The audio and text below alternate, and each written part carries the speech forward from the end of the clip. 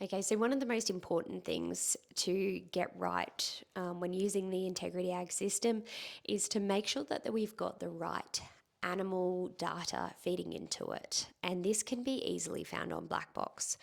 One of the first questions, the most important ones, is the total number of females being joined. So this is found in the fertility dashboard.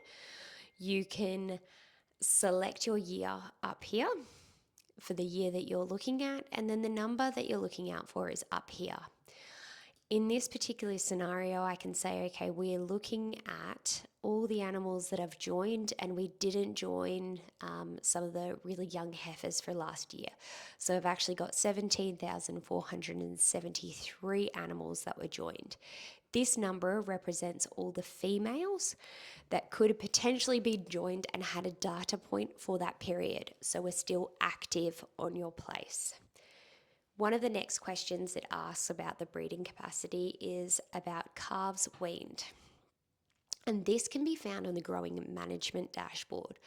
So as long as you're weaning and weighing at the same time, you'll be able to use one of these first charts, which is date at first weight.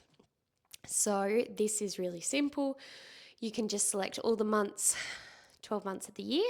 So if we're looking at 2023 data, you can also use this filter up here if you want to section it down.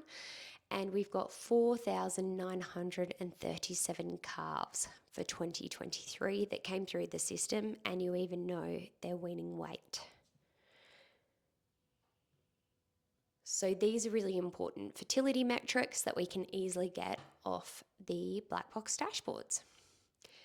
If we want to jump into trading cattle's in and out in terms of how many animals have been purchased or how many animals have been sold, be they owner bred or not, what we have to look at is the herd inventory dashboard. So this again, we can set a date for, and this gives us all the entries, exits, deaths, and potential births to give us an opening and closing count, as well as how many animals have been sent to the abattoir. So this is really handy for getting a really accurate estimate of what your turn off in terms of animal heads were for each category, broken down by sex, but also date of birth year. When you're wanting to know the average weight of the animals that you've turned off or any other information about them, it's best to jump into the growing performance dashboard. And this is the one that I have up here. And so this, again, you can filter it by particular dates, so exit dates or first weight.